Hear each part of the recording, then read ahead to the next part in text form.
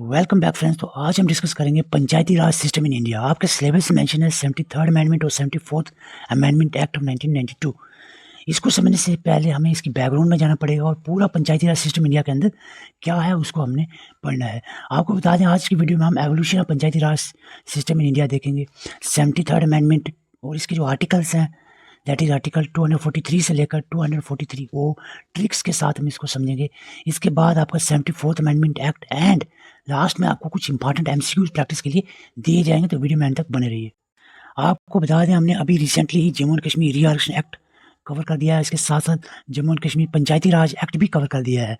अब जो है आज की वीडियो में हम 73rd and 74th amendment constitution amendment जो है ये पढ़ने वाले हैं। तो आपको टेंशन लेने की बिल्कुल ज़रूरत नहीं है, कहीं और आपको जाने की ज़रूरत नहीं है, बिल्कुल exam oriented A to Z सारी चीज़ें आपको इस टॉपिक की यहाँ पर इस वीडियो में कवर हो जाएंगी। और इससे पहले जो 2 वीडियो हमने डाली है रीआर्गनाइजेशन एक्ट और पंचायती राज एक्ट, वो 2 वीडियो आप देख लो, वो बाकी आपको कहीं पर भी इधर उधर भटकने की ज़रूरत ही नहीं पड़ेगी।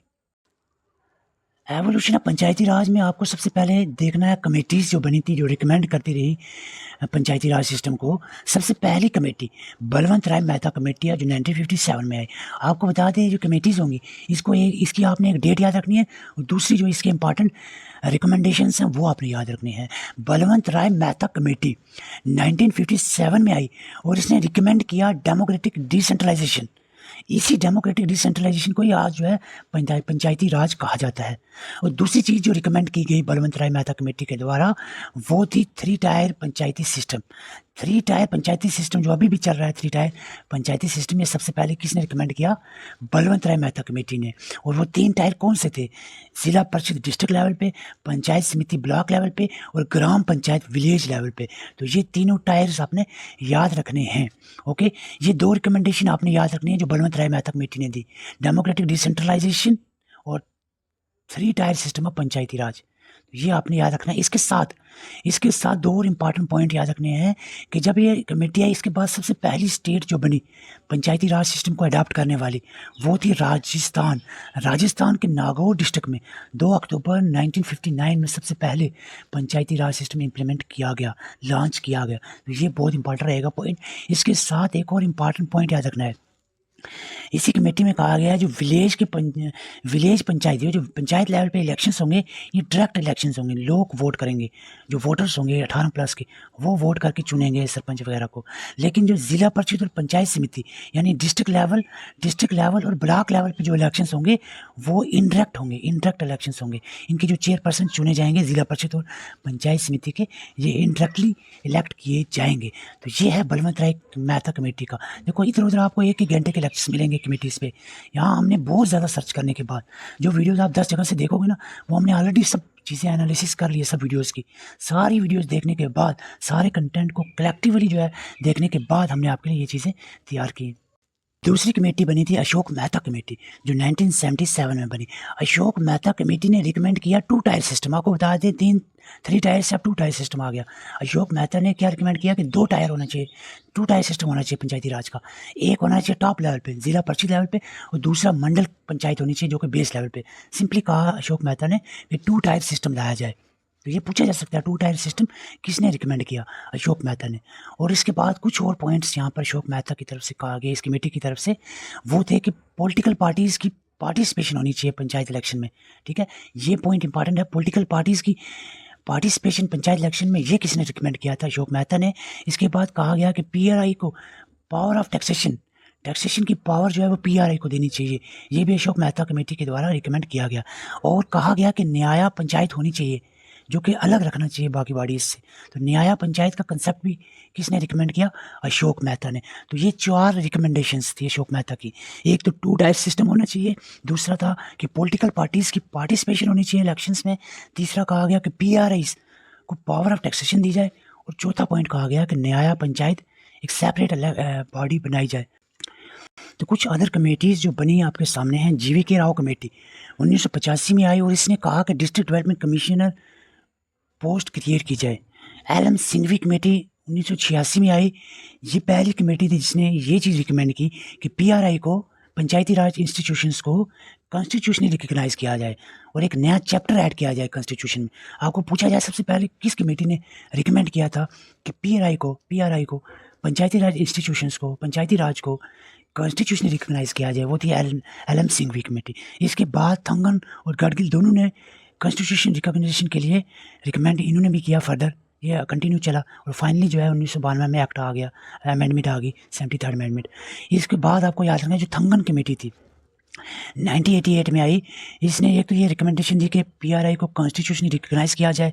दूसरा, अशोक मेहता के टाइम में, आपको पहले बताया मैंने, अशोक मेहता ने कहा था 2 टायर सिस्टम होना चाहिए। अब वापस से जो बलवंत राय मेहता कमेटी ने रिकमेंडेशन दी थी 3 टायर की, थंगन कमेटी ने भी वापस से वही 3 टायर सिस्टम को रिकमेंड किया कि 3 टायर सिस्टम ही होना चाहिए पंचायती राज का। और टेन्योर भी कहा गया 5 साल टर्म होनी चाहिए जो पीआर इंस्टीट्यूशन के जितने भी मेंबर्स होंगे। रिजर्वेशन का भी कंसेप्ट लाया गया, वुमेन एसटी एससी के लिए रिजर्वेशन होनी चाहिए और स्टेट फाइनेंस कमेटी जो है सेटअप होनी चाहिए। ये 4-5 पॉइंट जो है थंगन कमेटी ने 1988 में दिए। इसके बाद गडगिल कमेटी आई जिसने रिकमेंड किया कि कॉन्स्टिट्यूशनली रिकग्नाइज करना चाहिए, वही पहले से रिकमेंड हो रहा था।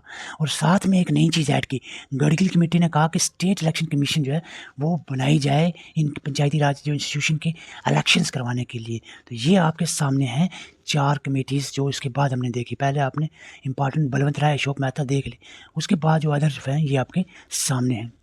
देखो अब हम बात करेंगे 73rd अमेंडमेंट एक्ट 1992। देखो बहुत सारी रिकमेंडेशन आती रही, बहुत सारी कमेटीज़ बनती रही कि इसको कॉन्स्टिट्यूशन में लाया जाए पंचायती राज को। तो फाइनली जो है नरसिम्हा राव गवर्नमेंट के द्वारा, इंडियन नेशनल कांग्रेस के जो नरसिम्हा राव प्राइम मिनिस्टर थे, इस दौर में जो है 73rd अमेंडमेंट एक्ट 1992 में लाया गया। तो ये आपको सिलेबस में डायरेक्टली मेंशन है। आपको मैं 2 स्लाइड में इसकी जनरल इंट्रोडक्शन क्लियर कर दूंगा, बिल्कुल इधर उधर आपको भटकने की बिल्कुल ज़रूरत नहीं पड़ेगी, पॉइंट टू पॉइंट चीज़ें कवर हो जाएंगी। आपको बता दें ये 73rd अमेंडमेंट एक्ट है, ये केम इनटू फोर्स कब हुआ, ये बहुत इंपॉर्टेंट डेट है। 24 अप्रैल 1993 में ये इफेक्टिव होता है, केम इनटू फोर्स होता है ये अमेंडमेंट, 73rd अमेंडमेंट। तो ये 24 अप्रैल बहुत इंपॉर्टेंट डे हो जाता है क्योंकि इस दिन जो ये 73rd अमेंडमेंट एक्ट लागू हुआ है। इसी डे को 24 अप्रैल को नेशनल पंचायती राज डे, नेशनल पंचायत डे जो है, नेशनल पंचायत राज डे या पंचायत डे सेलिब्रेट किया जाता है। ये क्वेश्चन पूछा जा सकता है एग्जाम में। अब आपको याद रखना है जब 73rd अमेंडमेंट एक्ट आया, इसके आने से कॉन्स्टिट्यूशन में क्या चीज़ें ऐड हुई। कॉन्स्टिट्यूशन में एक तो पार्ट 9 ऐड किया गया, शेड्यूल 11 ऐड किया गया जिसमें 29 फंक्शनल आइटम्स, शेड्यूल 11 ऐड किया उसमें 29 फंक्शनल आइटम्स रखी गई। ये आपने याद रखना है, 9th पार्ट और 11 शेड्यूल ऐड किया गया इस अमेंडमेंट के द्वारा इंडियन कॉन्स्टिट्यूशन में। और इसी में अब जो 9th पार्ट जो ऐड हुआ है ना, इसमें आर्टिकल कौन सा ऐड हुआ, 243 से लेकर 243O तक आर्टिकल है, ये डील करता है पंचायती राज सिस्टम से। और ये इसी अमेंडमेंट के एक्ट ऐड किया गया इस अमेंडमेंट के द्वारा। और आपको बता दें इसी 73rd अमेंडमेंट एक्ट के बाद जो है ये रिकमेंड किया गया कि 3 टायर होंगे पंचायती राज के। 3 टायर मैं आपको पहले ही बता चुका हूँ, विलेज लेवल पे ग्राम पंचायत होगा, इंटरमीडिएट लेवल पे पंचायत समिति होगी, ब्लॉक लेवल पे। ये जो पंचायत समिति है कहा गया कि मैंडेटरी नहीं है, अगर पॉपुलेशन 20 लाख से कम है तो ये ज़रूरी नहीं है कि पंचायत समिति हो। डिस्ट्रिक्ट लेवल पे जिला परिषद होगा। ये 3 टायर्स जो है रिकमेंड किए गए, बताए गए, दिए गए 73rd अमेंडमेंट के द्वारा। तो ये आपने याद रखना है। इसके अलावा कुछ और इंपॉर्टेंट पॉइंट्स मैं आपको बता दूं। रिजर्वेशन का जो कंसेप्ट बताया गया है 73rd अमेंडमेंट में, वो आपको याद रखना है। रिजर्वेशन एसटी एससी की दी गई प्रोपोर्शन ऑफ देयर पॉपुलेशन के बेस पे। एसटी एससी रिजर्वेशन किस बेस पे, प्रोपोर्शन ऑफ द पॉपुलेशन के हिसाब से एस्टिमेट किया जाएगा। और वुमेन की रिजर्वेशन 1/3 सीट रिजर्व की गई वुमेन के लिए। एसटी एससी के लिए पॉपुलेशन की प्रोपोर्शन पे रिजर्वेशन रखी गई, लेकिन वुमेन के लिए 1/3 सीट जो है वो रिजर्व की गई इसी एक्ट में, इसी अमेंडमेंट एक्ट में। और टर्म जो पंचायत में जितने मेंबर्स हैं इसकी टर्म कितनी रखेगी, 5 साल। और अगर जो पंचायत डिज़ॉल्व हो जाती है, इसके इलेक्शन 6 महीने के अंदर अंदर हो जाने चाहिए। ये पॉइंट्स आपने याद रखने हैं, ये एग्जाम में पूछे जाएंगे। और आपको बता दें स्टेट इलेक्शन कमीशन बनाएगी जो कंडक्ट कराएगी पंचायत के इलेक्शंस। तो पंचायत के इलेक्शंस कौन कंडक्ट करेगा, स्टेट इलेक्शन कमीशन। ये भी आपने याद रखना है। आपको बता दें एक्सेप्शंस भी इस एक्ट में दी गई है अमेंडमेंट एक्ट में, कि ये जो 73rd अमेंडमेंट एक्ट है, ये कुछ एरियाज़ में ये एक्ट नहीं फॉलो किया जाएगा। और वो इस वजह से not applicable to some schedule and tribal areas. कौन से schedule and tribal areas, Nagaland, Meghalaya और मिजोरम के। और इसके अलावा कुछ जो hilly areas of Manipur and Darjeeling district. ये ऐसे एरियाज है जहाँ पे ये वाला एक्ट जो है 73rd अमेंडमेंट एक्ट ये लागू नहीं होगा, ये आपने याद रखना है। अब हम देखें ऑब्जेक्टिव्स क्या रहे इसके 73rd अमेंडमेंट एक्ट के, पंचायती राज के। इसके सिंपल ऑब्जेक्टिव था कि डिसेंट्रलाइज किया जाए पावर को, पावर लोकल बॉडीज यानी ग्रास रूट लेवल पे पावर को लाया जाए, bring the democracy at grass root level. और एक इंपॉर्टेंट है कि improve the local self government and development, local self government को इम्प्रूव किया जाए, यही मेजर ऑब्जेक्टिव्स थे इसके। देखो अभी मैंने आपको बताया था, सिर्फ मैं आपके 5 मिनट लूँगा, 5 मिनट में हम कोशिश करेंगे ये आर्टिकल्स आपको याद हो जाएं। आपको बता दें इस लेवल का, इस टॉपिक पे पूरे इंडिया लेवल के, जम्मू कश्मीर की बात नहीं करूँ, इंडिया लेवल की जितनी मर्जी वीडियोस आप छान लो, देख लो, जितना मर्जी सर्च कर लो, पूरा प्रिसाइज मैनर में इस टॉपिक को जैसे हमने कोशिश की है ऐसा कहीं भी आपको नहीं मिलेगा। अगर मिल जाता है तो आप मुझे मैसेज करो, 1000 पे आपको ना मिल जाएगा, लेकिन रेलिवेंट होना चाहिए पूरा, बिल्कुल नहीं मिलेगा, डेफिनेटली चैलेंज करता हूँ। तो सिर्फ 5 मिनट और बने रहिए, आपको ये आर्टिकल्स में याद करवा दूँ, लेकिन इसके लिए मैं रिक्वेस्ट करूँगा अपना दिमाग खोलें प्लीज़। आवाज़ का मैं पहले बता चुका हूँ, मेरी सर्जरी हुई है नेक की, नेक बोन फ्रैक्चर हो गई थी जिसकी वजह से नेक में प्लेट पड़ी हुई है। हालांकि डॉक्टर मना किया है, फिर मैं बोल रहा हूँ ताकि आप तक ये चीज़ें आसान लफ्ज़ों में बिल्कुल ईजी वे में पहुँचाई जाए। तो आपको देखो 5 मिनट देने हैं। सबसे पहले हम एक नज़र लगाएंगे, फिर मैं ट्रिक्स बताऊँगा आपको, ट्रिक्स बताऊँगा कैसे याद करनी है। आर्टिकल 43A से लेकर 243 ओ तक आपने याद रखना है। सबसे पहले देखें हम यहाँ पर 43 कह रहा है डेफिनेशन, कोई सिंपल सा है। 43 कह रहा है ग्राम सभा होनी चाहिए, थोड़ा ध्यान से याद करते रहो फिर ट्रिक समझाइए। 43B कह रहा है कॉन्स्टिट्यूशन ऑफ पंचायत को बनाया जाए, हर एक विलेज में, हर एक हल्का में पंचायत होनी चाहिए। सी कह रहा है कंपोजिशन, इसमें क्या होना चाहिए, चेयरपर्सन होंगे, मेंबर्स होंगे, कंपोजिशन इसकी कैसी होगी। डी कह रहा है रिजर्वेशन होनी चाहिए सीट्स की। ई कह रहा है 243 की ड्यूरेशन क्या रहेगी पंचायत की, 5 साल की टर्म होती है। एफ कह रहा है डिस्क्वालिफिकेशन ऑफ मेंबरशिप किस बेस पे होगी। जी कह रहा है पावर अथॉरिटी रिस्पॉन्सिबिलिटी पंचायत की क्या होंगी। एच कह रहा है कि power to impose taxes, tax impose करने की पावर पंचायत को दी गई है एच में। आई में कहा गया 243 आई में कि फाइनेंस कमीशन बनाई जाए फाइनेंशियल पोजीशन को रिव्यू करने के लिए। जे कह रहा है कि ऑडिट किया जाए पंचायत अकाउंट्स को। और के कह रहा है कि इलेक्शंस पंचायत में कैसे होंगे। एल कह रहा है कि एप्लीकेशन इस एक्ट की जो इस अमेंडमेंट की यूनियन टेरिटरीज में कैसी होंगी। एम कह रहा है कि ये जो पार्ट है, ये अमेंडमेंट है, ये कुछ एरियाज में नहीं लागू होगा। एन कह रहा है कि कंटिन्यू रखा जाए एग्जिस्टिंग लॉज को। 243 ओ कह रहा है bar to interference by court in the electoral matter. सिर्फ 2 मिनट और लूँगा, याद हो जाएगा आपको। मैं 2 मिनट थोड़ा सा ब्रीफली एक्सप्लेन कर दूँ, फिर मैं ट्रिक की तरफ बढ़ता हूँ, आपको याद करवा दूंगा, ठीक है। 243 डेफिनेशन है, याद नहीं रखना है। 243 ए कह रहा है ग्राम सभा। ग्राम सभा इट सेज दैट ग्राम सभा यानी विलेज असेंबली। विलेज असेंबली क्या होती है, जो उस गाँव के जो 18+ वोटर्स होंगे वो ग्राम सभा बनाएंगे, ये 243 ए में कहा गया। और उसकी जो पावर्स और फंक्शंस हैं यही इस्लाम में एक्ट आर्टिकल में मेंशन है 243 ए में। 243 बी क्या किया जाए 3 level of Panchayati raj system, village level, intermediate level block पे, और डिस्ट्रिक्ट लेवल जो है जिला परिषद लेवल। तो ये 3 लेवल होने चाहिए, बी में कह रहा बनाए जाए। तो 243 सी आर्टिकल 243 सी कह रहा है कंपोजिशन, यानी इसमें पूरा seats, reservation, panchayat chairperson, vice members के इलेक्शन, सारी चीज़ें क्या क्या कैसे मेंबर्स को बनाया जाएगा इस पंचायत में, मेंबर कैसे चुने जाएंगे, चेयरपर्सन कैसे चुने जाएंगे, कैसे कंपोज होगी पंचायत। तो ये आपको 43 सी में कहा गया। 43 डी में रिजर्वेशन के रिलेटेड बताया गया कि ST SC की सीट रिजर्व होगी as per the population, proportion of population मैंने पहले ही कहा था। वुमेन्स की सीट जो रिजर्व होगी वो 1/3 सीट रिजर्व होगी, इंक्लूडिंग ST SC सीट, ठीक है। वुमेन के लिए 1/3 और ST SC के लिए पॉपुलेशन के प्रोपोर्शन पे। टर्म ई में कहा गया है, आर्टिकल 243 ई में टर्म बताई गई है। और टर्म आपको बता दें, टर्म जो डिसाइड की गई है members of this panchayat, that is 5 year, 5 साल की टर्म जो है। यहाँ पर 1 मंथ है, मैं करेक्शन कर दूंगा।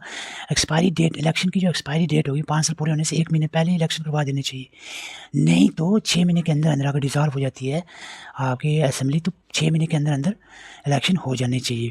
एफ में कहा गया disqualification of the membership, describe the who can not contest the panchayat elections. इसमें कहा गया कौन से ऐसे बंदे हैं जो पंचायत इलेक्शंस नहीं लड़ सकते। इसमें जैसे अनसाउंड माइंड होना, इंसॉल्वेंट होना, 21 साल से कम का होना, ये सारी कंडीशंस हैं जिसकी वजह से ये डिस्क्वालीफाई हो जाती हैं। State law can add more condition, in जो स्टेट की लॉ होगा वो इसमें और कंडीशंस ऐड कर सकते हैं। जी में कहा गया पावर एंड रिस्पॉन्सिबिलिटी जो पंचायत की हैं, इसमें प्रिपेयर करना प्लान इकोनॉमिक डेवलपमेंट के लिए, जो 29 सब्जेक्ट्स 11 शेड्यूल में दिए गए हैं इसको इम्प्लीमेंट करना, ये सारी इसकी पावर्स में लिखे गए हैं 243 जी आर्टिकल में। अब आता है आपका 243 जी के बाद एच में फाइनेंस के रिलेटेड है। एच में टैक्स इम्पोज करने के लिए, ठीक है, जो पंचायत से वो लीव ही कर सकता है टैक्स को, तो ये आपने याद रखना है। इसके बाद आई में मेंशन है finance commission, state finance commission होना चाहिए जो 5 साल तक बनाई जाएगी, तो ये स्टेट फाइनेंस कमीशन आई में मेंशन है। जे में कहा गया ऑडिट की जाएगी अकाउंट्स की, ठीक है, the state law provide for auditing of the panchayat accounts. और के में इलेक्शंस के रिलेटेड स्टेट इलेक्शन कमीशन जो है वो कंडक्ट करेगा पंचायत के इलेक्शन। देखो एंड तक बने रहिए, अभी हमने 74th अमेंडमेंट एक्ट भी कहना पढ़ाना है आपको अभी, और उसके बाद एमसीक्यूज आपको एंड में दिए जाएंगे 5 एमसीक्यूज, उसके आपने आंसर करने हैं। देखो ये बड़ा मैराथन नहीं है टाइम वेस्ट करने वाला 4 घंटे का, आप जाकर देख सकते हो, मैं पहले बता चुका हूँ 5 घंटे की वीडियो देख कर आओ, फिर आप इसको देखो हमारे चैनल पे वीडियो। अगर आपको 5 घंटे में कुछ ज़्यादा मिल जाता है ना, तो इस चैनल को अनसब्सक्राइब करके जा सकते हो आप, ठीक है।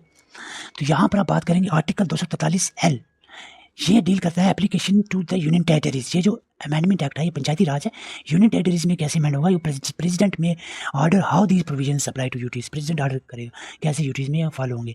इसके बाद आता है एक्सेप्शन, जो कि आर्टिकल 243M में मेंशन है कि जो पंचायती राज है ये डज नॉट अप्लाई टू किस सर्टन शेड्यूल्ड ट्राइबल एरिया, जैसे नागालैंड, मेघालय, मिजोरम में अप्लाई नहीं होगा, कुछ hilly area Manipur, Darjeeling, West Bengal का यहाँ पर ये नहीं होगा फॉलो, इनके अपने स्पेशल प्रोविजंस हैं अलग से। 243 के कंटिन्यू रेंज एग्जिस्टिंग लॉज वो है bar to interference to the electoral matter में कोई इंटरफेरेंस नहीं करेगा, तो ये आपने याद रखना है। तो अब हम बात करेंगे कैसे याद किया जाए इस आर्टिकल को, जो ट्रिक बताई जाएगी ये जस्ट एक बहाना होता है याद करने के लिए, अब ध्यान से चीज़ों को पढ़ना है। जैसे कि आपको जैसे ABCD में क्या आपको पूछा है डी क्या है, 243D क्या है, डिप्रेस्ड क्लासेस आपने याद रखना है। डिप्रेस क्लासेस क्या होता है, मतलब डिप्रेस क्लासेस क्या किया जाता है, रिजर्वेशन दी जाती है, तो आपको याद रखना डी रिजर्वेशन, आपको भूल गया है डी का क्या था, अब यार डी से डिप्रेस क्लासेस यहाँ याद आ गया रिजर्वेशन, ये मतलब होता है ट्रिक का और कुछ नहीं, ठीक है। ये ना आपको जस्ट ट्रिक याद रहे, मैं चीज़ भूल जाओ। देखो अब आता है ए, 243A में असेंबली, असेंबली यानी वो ग्राम सभा, ग्राम सभा में क्या होता है, असेंबली होती है, किसकी असेंबली होती है, जो भी 18+ के वोटर्स होते हैं। इसके बाद आता है बी, बनाना, बनाना क्या बनाना, कॉन्स्टिट्यूट करना पंचायत को, बनाना कॉन्स्टिट्यूट करना। सी से कंपोजिशन है, सी कंपोजिशन, सी कंपोजिशन, तो ये खुद पे ही याद रहेगा। डी आपको याद रखना है रिजर्वेशन, कैसे याद रहेगा, डी से डिप्रेस क्लासेस आप याद रखना, डिप्रेस क्लासेस याद रखना, रिजर्वेशन आपको याद आ जाएगा। ई से एयर, एयर आपको कि एयर क्या हुआ, air means air, air air कान, लेकिन आप एयर याद रखना, एयर साल, ठीक है। ड्यूरेशन, ड्यूरेशन ईयर मीन्स कितने साल, 5 साल की टर्म होती है, तो टर्म किस में दी है, एयर में, एयर क्या है, ई से एयर, ऐसे करके याद रखना है, ठीक है। एफ से फेल, ठीक है, फेल यानी डिस्क्वालीफाई हो गया, आप पंचायत इलेक्शन नहीं लड़ सकते, फेल हो गए उसके लिए, डिस्क्वालीफाई फॉर द मेंबरशिप, तो ये एफ में मेंशन है कि फेल हो गया, इलेक्शन लड़ सकते। जी से गोली, जैसे आपने गोली खाई, टेबलेट खाई, तो आपको पावर आ गई, ताकत आ गई, बीमारी से लड़ने की ताकत आ गई, तो पावर जो है गोली, जी में पावर मेंशन है, power responsibility of panchayat. H से आपने याद रखना है, एच से याद रखना है, एच हो गया high tax, high tax, high level के टैक्सेस जो है पंचायत इम्पोज करेगी टैक्स को, हाई टैक्स को, तो टैक्स आपने कैसे याद रहेगा, हाई टैक्स याद रखना है, टैक्स कितने, हाई लेवल के टैक्सेस। आई से इनकम याद रहेगा, इनकम का मीन पैसा, फाइनेंस कमीशन यानी फाइनेंस कमीशन, फाइनेंशियल पोजीशन को रिव्यू करने के लिए स्टेट फाइनेंस कमीशन बनाई जाएगी, तो फाइनेंस कमीशन कहाँ मेंशन है, आई में, ठीक है, आई में, आई इनकम, इनकम मीन्स फाइनेंस पैसा, ठीक है। जे से जांच, किसी भी अकाउंट की जांच करना, कोई गड़बड़ी तो नहीं है, ऑडिट क्या होता है, ऑडिट वही जांच करना होता है ना, ऑडिट करना पंचायत अकाउंट्स की जांच करना, जे से जांच, ऑडिट, ठीक है। के आपका आ गया कैंडिडेट, इलेक्शन में कैंडिडेट खड़े होते हैं, हालांकि सी से कैंडिडेट होता है, आप ऐसे करके याद रखो कि के से कैंडिडेट, इलेक्शन में भी के सुनने को आता है, इलेक्शन, ठीक है, तो ऐसे करके याद रखना है। एल हो गया लैंड ऑफ यूटी, जो यूटीज़ की लैंड होगी या यूटीज़ जो होंगी उसमें कैसे एप्लीकेबल होगा ये एक्ट, ये एल में मेंशन है, ठीक है, लैंड ऑफ यूटी याद रखना है। एमसीक्यू का मिसिंग एरिया, कुछ एरिया ऐसे हैं जो जिसमें ये नहीं लगेगा, एक्ट ही नहीं फॉलो होगा, वो मिसिंग एरिया होगी, ठीक है, part not apply to the certain area, जो आपको बता चुका हूँ ऊपर कौन कौन से एरियाज हैं। इसके बाद एन आ गए निरंतर, निरंतर मीन्स कंटिन्यू, निरंतर का मतलब होता है कंटिन्यू, तो continue of existing law and panchayat, तो आपके आ जाता है ओ से आपने याद ऑर्डर, किसका, ऑर्डर बाय कोर्ट, तो ये किसके related, bar to interference by court, तो कोर्ट का रिलेटेड है, तो ऑर्डर कौन देता है, कोर्ट, तो ऑर्डर बाय कोर्ट आपने याद रखना है। इसको मैं PDF ग्रुप में डाल दूंगा, व्हाट्सएप ग्रुप में, आप इसको 15-20 मिनट देना, अच्छे से याद हो जाएगी चीज़ें। अब हमारा आता है यहाँ 74th अमेंडमेंट एक्ट, कुछ ज़्यादा मुश्किल नहीं है, 74th ईजी है, कुछ इंपॉर्टेंट पॉइंट्स याद रखने हैं। 74th अमेंडमेंट एक्ट कब केम इनटू फोर्स हुआ, 1 जून 1993 से लागू होता है। ये किसके रिलेटेड है, म्यूनसिपलिटी का, ये आपको पहले ही पता है, म्यूनसिपलिटी के रिलेटेड है। 73 पंचायत के रिलेटेड है, 74 किसके रिलेटेड है, म्यूनसिपलिटी के रिलेटेड है। इस एक्ट के द्वारा पार्ट 9A कॉन्स्टिट्यूशन में 9A पार्ट ऐड किया गया, जिसमें का आर्टिकल 243 से लेकर 243 तक ऐड किए गए। और इसके साथ साथ आपका 12th शेड्यूल, जैसे आपका पिछले एक्ट में देखा 73rd में आपने देखा कि पार्ट 9 और 11 शेड्यूल ऐड हुआ था। यहाँ पर पार्ट 9A और 12th शेड्यूल ऐड किया गया, इंसर्ट किया गया इस अमेंडमेंट के द्वारा कॉन्स्टिट्यूशन ऑफ इंडिया में, ठीक है। और इस जो 12th शेड्यूल में जो फंक्शनल आइटम्स रखी गई म्यूनसिपैलिटीज़ के लिए, वो थी कितनी list of 18 functional items. 73rd में कितनी रखी गई पंचायत के लिए? 29 रखी गई थी, ठीक है। मैं आपको कंपैरेटिवली याद करवा दूँ। इसका पर्पस क्या था इस अमेंडमेंट एक्ट का?